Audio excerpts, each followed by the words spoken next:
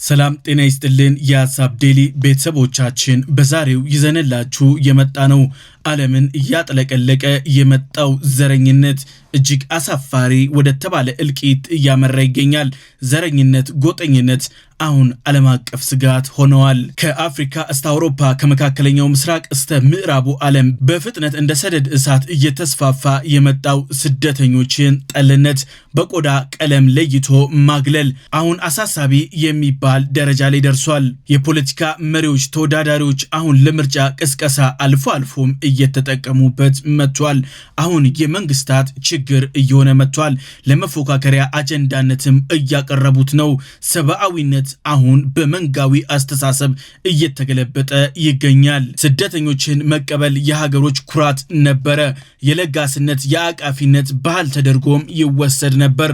ሀገራት በስደተኞች መቀበል አቅማቸው አሪያ ለመሆንም ሲጣጣሩ ተመልክተናል። ዩኤን እና መሰል ድርጅቶች ደግሞ ለተወሰኑ ሀገራት ባለውለታ ሲሉ እውቅናም ሲቸሩ ነበር።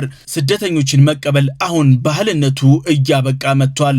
አሁን ስደተኞች የሚጠብቃቸው ግድያ፣ እስራት ሆነዋል። የዲሞክራሲ ቁንጮ ነኝ የምትለው አሜሪካን ጨምሮ ስደተኛ ጠልነት አስተሳሰብ መንግስታዊ ተግባርም እየሆነ መጥቷል። ሲገኙም በማሰር በማንገላታት ተጨማሪም ሸሽተው ወደ መጡበት ሀገርም በኃይል የመመለስ አካሄድ አሁን ዓለም አቀፍ የፖለቲካዊ አካሄድም እየሆነ መጥቷል። በአሜሪካ ለዚሁ ተግባር የተዘጋጁ ፖሊሶችም ተግባራዊ እያደረጉት ይገኛል። በተደጋጋሚ የሰው ህይወትም እየጠፋ የንብረት ውድመትም እያስከተለ ይገኛል። አሁን ዓለም አቀፍ ችግር እየሆነ መጥቷል። በቅርቡ በደቡብ አፍሪካ የተመለከትነው እጅግ አስነዋሪ የተባለው ተግባር አሁን ዓለም አቀፍ እየሆነ መጥቷል። አሳፋሪ የተባለ ወንድም በወንድሙ ላይ ተነሳ እንደማለትም ጭምር ነው።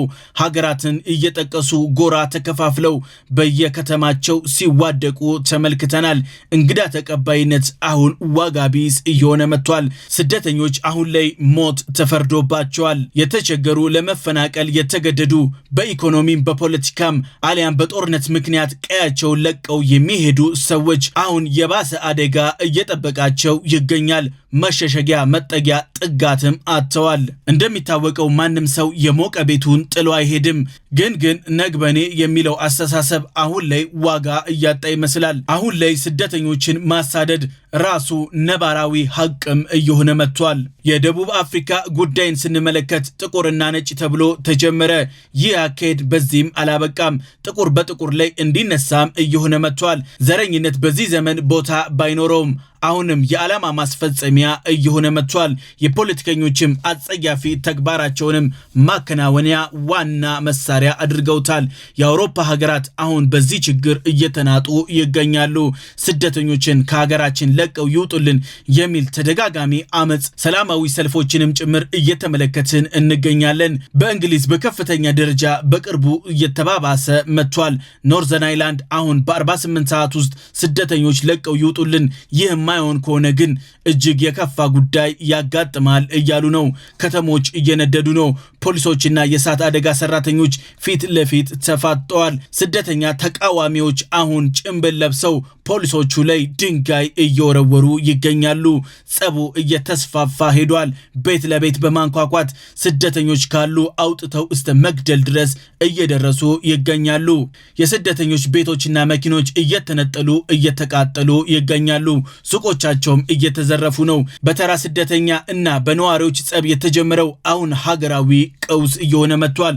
ችግሩ ወደ እንግሊዝም እየተዛመተ ይገኛል። እንግሊዝ ከቅርብ ጊዜ ወዲህ በተከታታይ የስደተኞችን ጠል ሰላማዊ ሰልፎች፣ ግጭቶችን አከናውናለች። ይህ ደግሞ አሁን አስግቷታል። አሁን በእንግሊዝ ያቆጠቆጠው ጸረ ስደተኝነት አሁን እንደ አዲስ እያገረሸ ይገኛል። ስደተኞች ጠል አካሄድ በፍጥነት አውሮፓን እያጥለቀለቀ እየሄደ ነው። እንግሊዝ ስጋት ገብቷታል። በጎረቤቷ የተነሳው እሳት በአጋጣሚ አይደለም፣ ታስቦበት ታቅዶበት ነው። አሁን ወደ እንግሊዝ እየተስፋፋ ይገኛል። እንደዚህ አይነት አካሄድ አሁን ስደተኞችን እጅግ የከፋ ዋጋ እያስከፈላቸው ይገኛል። በሰሜን አየርላንድ አመጽ እንዲሁም በእንግሊዝ መንግስት መካከል ከፍተኛ ውጥረት ተከስቷል። እነዚህን ችግሮች ለማርገብ እየሰሩ ይገኛሉ። የጸረ ስደተኛ አማጽያን ጭምብል ባደረጉ ሰዎች እየተመራ ይገኛል። ሶሻል ሚዲያውን በዋነኝነት እንደ መሰባሰቢያ እየተጠቀሙትም ይገኛል። ስደተኞችን እያፈላለጉ በቡድን እየሆኑ ማጥቃት ጀምረዋል። ይህ ጉዳይ በጊዜ መፍትሄ የማይበጅለት ከሆነ አውሮፓን ወደ ከፋ ቀውስ ውስጥ ይዟት ይሄዳል ተብሎ ይጠበቃል። የሁከቱ መነሻ የሆነው የ44 ዓመት አካል ጉዳተኛ ነዋሪ በስለት በአሰቃቂ ሁኔታ በመጎዳቱ የተነሳ ነው። የጸቡ መነሻ ዋነኛው ይህ ነው። ተጠርጣሪው የ30 ዓመት የሱዳን ዜግነት ያለው ግለሰብ ነው።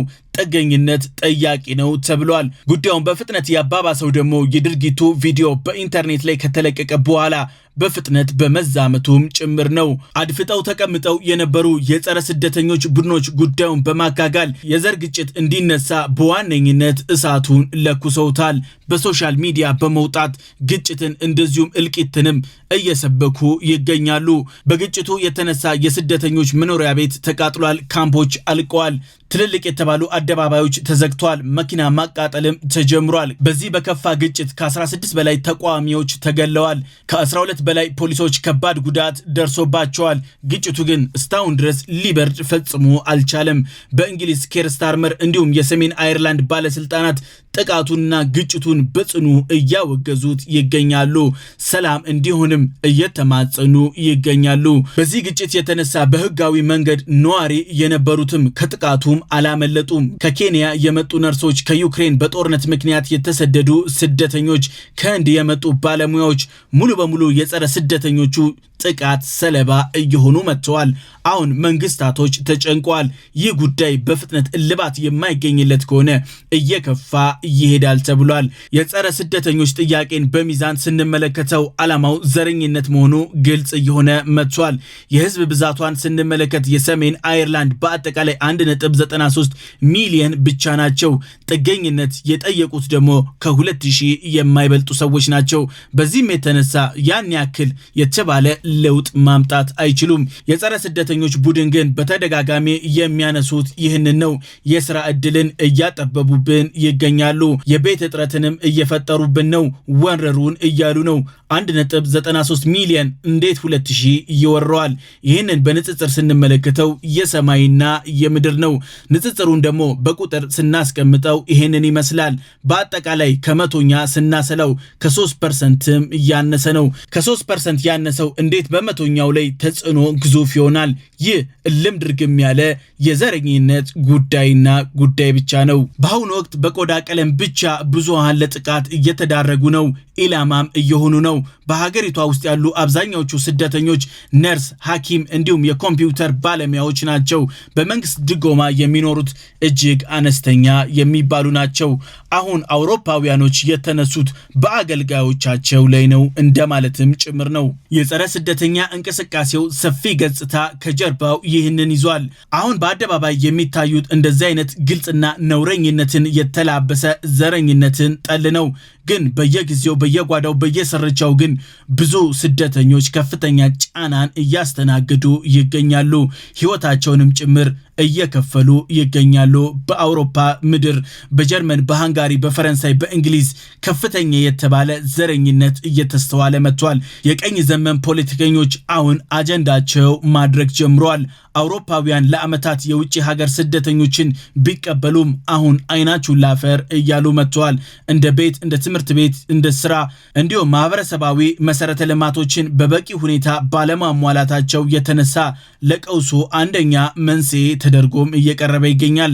አሁን የሚታዩት ቀውሶች ግን ዋነኛ ምልክታቸው መነሻቸው ግን ዘረኝነትና ዘረኝነት ብቻና ብቻ ነው። የሐሳብ ዴሊ ቤተሰቦቻችን የዛሬው ይህን ይመስል ነበር። በቀጣይ በሌላ አጀንዳ እስከምንገናኝ ሰላም።